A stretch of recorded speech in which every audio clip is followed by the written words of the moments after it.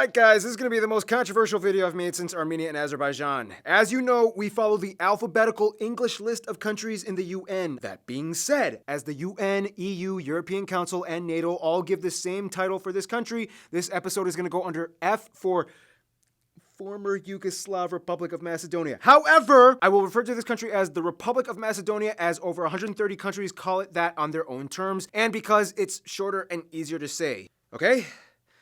Are we good? Cool?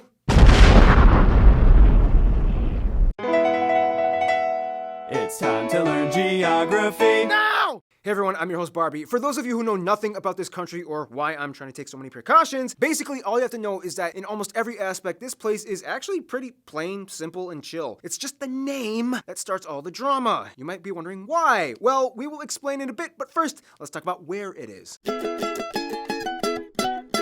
So, the Republic of Macedonia. Am I good? I know you don't like it, but can you just at least maybe tolerate it if I just use that title for this video for abbreviated purposes? No problem. Please, just continue your lesson. Thank you. So, the Republic of Macedonia is kind of like a country that got mixed up, tossed around, flipped, turned upside down, and I'd like to take a moment just sitting right here to tell you how this country became a place with such an affair. Oh, high five! First of all, the country is landlocked and located in the Balkan Peninsula of Southeast Europe, surrounded by Bulgaria, Greece, Albania, and depending on which side of this sovereignty debate you stand on, Kosovo and Serbia. Guys, it's the Balkans, Europe's most dysfunctional family. The country is divided into 9 regions, with the capital Skopje located in the north-central part of the country, where a quarter of the entire population lives. It's also the historical birthplace of Mother Teresa, and in the city square, it has a statue of Alexander the Great. Look, they immortalized Alexander the Great in their land. Oh, and they named their airport after him, too. The country has only 2 main civilian airports, Skopje Alexander the Great International and Ohrid St. Paul the Apostle International by Lake Ohrid. Ohrid is a popular tourist and vacation spot, however the second and third largest cities are Bitola, Kumanovo in the northeast of Skopje. The E75 highway is the longest and busiest road that traverses the entire country north to south. Fun little side note, in the Republic of Macedonia, the sidewalks are actually used for both walking and parking. To this day, the legacy of the Ottoman times is well preserved in places like the Gazi Hajar Kadi Mosque in Bitola. Tetovo is kind of like the Albanian capital of the country, as it has the highest Albanian population in the country, adorned with geometric and floral motifs all over. In the west, we reach the strange town / micronation of Vevchani, which declared itself its own republic and even has its own currency called the Linchnik. Now, if there's any structure that just straight up dominates the landscape, though, it would have to be monasteries, churches, fortresses, and mosques. I did 4 like this. That's weird. This is how I made a 4. One's like St. John the Baptist Monastery, which supposedly has the forearm of St. John the Baptist embellished with extremely intricate wood carvings in the interior. The Kale Fortress in Skopje and the Tsar Samuel Fortress in Ohrid stick out too. So those are some of the most notable sites, but you're probably still wondering, okay, that's nice, but what does any of this have to do with the country's controversial name? We'll explain that in a little bit in the demographics section, but first let's slowly keep you distracted from the inevitable rage fest by telling you more about the pretty mountains and rivers and stuff. Alright, let's have one more round of plain objective fact reporting before the gray zone of doom comes up in the next section. In the simplest way I can put this, the country is about 80% mountainous and basically split in half by the longest river, the Vardar, that flows north to south and emptying in the Aegean Sea. On the west of the river, you have the Dinaric Alps with the tallest peak, Mount Korab, along the border of Albania. The general South Balkan region that the country lies on sits on the subduction zone between the European and African plates, cut right in the Mediterranean. Therefore, the Republic of Macedonia is subject to some earthquake activity every so often. The Republic of Macedonia is famous for 2 things: tobacco and opium. The opium here is the national treasure, which has disputably the highest quality in the world, with about 14 morphine units per specimen. Yeah, sorry Afghanistan. Hang in there though, you're doing good. The crop is mostly used for pharmaceuticals and transported all over Europe. There's also the Pesha Cave in Makedonski Brod, which is famous for looking like Helm's Deep in Lord of the Rings. Close by Skopje, you can't miss the Matka Valley with the canyons. Of course, the prize trophy of the country would have to be Lake Ohrid, one of the oldest and deepest lakes in Europe with over 200 different endemic species, including the Ohrid trout, which is one of the national animals. Some national dishes include meat pie and ivar relish made of crushed bell peppers and garlic, sometimes referred to as vegetable caviar, even though sometimes Serbians will say that they created it. And that's about it. Stay tuned. France is coming up next. Oh yeah, how did this country get their whole name controversy dispute thing right? Oh boy, well, here comes the train wreck. I'll do my best. Transition. Oh boy, this is gonna be just dandy. No matter what I say in any angle in this section, someone is gonna disagree and throw sharp objects at me. But this is my job. This is the life I chose.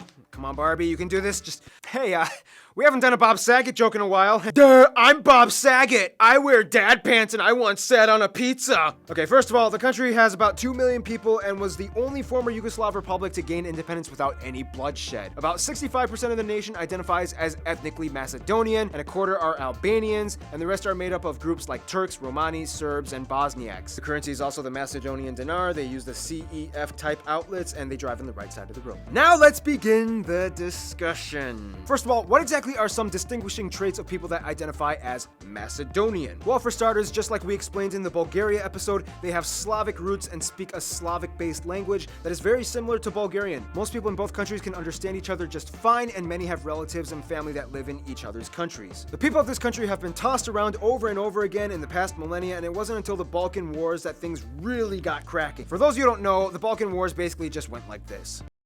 Oh no, we don't like the Ottomans. Let's fight them. Yeah. What the? We had an agreement. You screwed it all up. You're all dead. And that's about it. Essentially, the area that takes up the parameters of modern-day Republic of Macedonia were sort of the product of Yugoslavia after World War II. First, they were called Vardar Banovina, and then it became the Socialist Republic of Macedonia. To this day, Macedonians claim that they are descendants of Alexander the Great and the ancient Macedonians that were mixed in with the Slavic tribes that migrated into the area in the 6th century AD. Then in 1991, Yugoslavia broke up, and that was when the whole modern mess with Greece really heated up. I mean, it was already kind of heated before that, but this just made things a lot worse. To this day, Greece deliberately opposes the usage of the title Macedonia, as they claim the name is historically inseparable from Greek heritage, and they are the only ones that have the right to use the name, let alone the symbols. And shortly after they said that, the Republic of Macedonia started to use the symbols. Yeah, that didn't really help the conflict. One thing that both Greeks and Macedonians can agree on is that historically, there was a region called Macedonia that expanded under Alexander the Great all the way from the Balkans to India. Where they disagree on is who the Macedonians and Alexander the Great really were, which, I'm gonna try my best, kind of went like this. You guys are constructing a narrative and appropriating our heritage and symbols, and it all started with Tito. Macedonia is an inherently Greek title, and you guys are not Greek, let alone Hellenistic in any way. We never claimed to be Greek, and neither was Alexander the Great. He was ethnically Macedonian, which was a separate, distinct group apart from the Greeks, which mixed in with our Slavic forefathers after they arrived centuries later. Dude, the Macedonians were Greeks. They spoke Greek, they had the same culture, they worshipped the same gods, they spread the Greek language across the empire. Alexander the Great was taught by Aristotle. They were Greek. Yeah, he spoke Greek. He also spoke Persian and a ton of other languages. And if they were Greek, why would they go to war with a ton of other Greek cities so often? He spoke the original Macedonian language first and then promulgated the Greek culture as it was seen as advantageous. That's just a lie your leaders have told you to set a footing for future claims against Greek territory. Macedonia has been in the name of our North region for over 3,000 years, with real Greek Macedonians today living in that area. Yeah, that totally explains the actions of Ioannis Metaxas in 1913. I knew you would bring that up. Look, I know that was tragic and horrible, but it's completely irrelevant to the actual documented, archaeologically corroborated historical facts that you can't deny. Then clearly you need a history lesson. No, you do! You do! You do! So, guys, the Pirin region...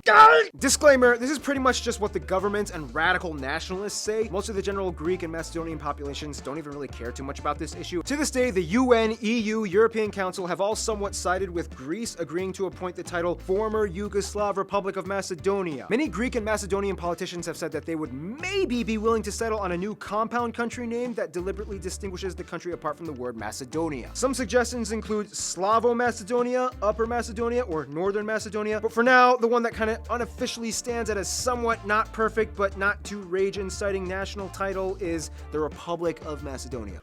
Whew. So anyway, Macedonians love wrestling and handball. Wrestler Saban Trstena being considered a national icon as he won a gold medal in 1984. The men's handball league made 4 appearances in the World Championships. Some notable Macedonians throughout history include poets Blaise Kaneski, Kol Nedeljkovski, painter Peter Manzev, pianist Simon Trpčevski, Academy Award-nominated director Milcho Manchevski, and of course, even though she was ethnically Albanian, Mother Teresa was born in Skopje. Alright, I think it's time to move on. Let's jump into diplomacy.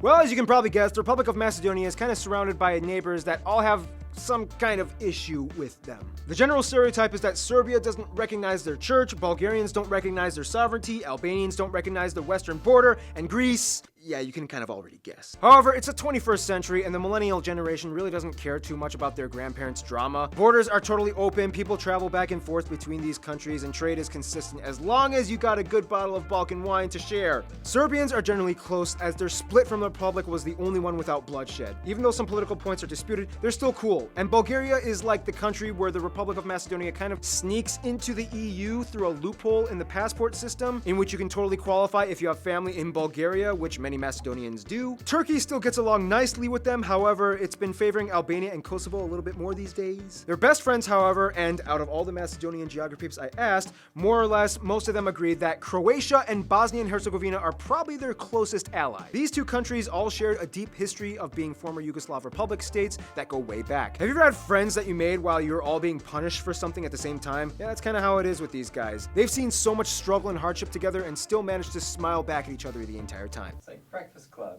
Yeah, it's like Breakfast Club. In conclusion, just saying the word Macedonia incites a lot of opinions and frustrations with certain groups of people. And I'm not gonna pretend like I have an answer to all this. The Balkans will always be indescribably complicated. It's just interesting how a simple name can cause so much uproar. Names matter. Let that be a lesson for you today. Restez à l'écoute, France sera le prochain.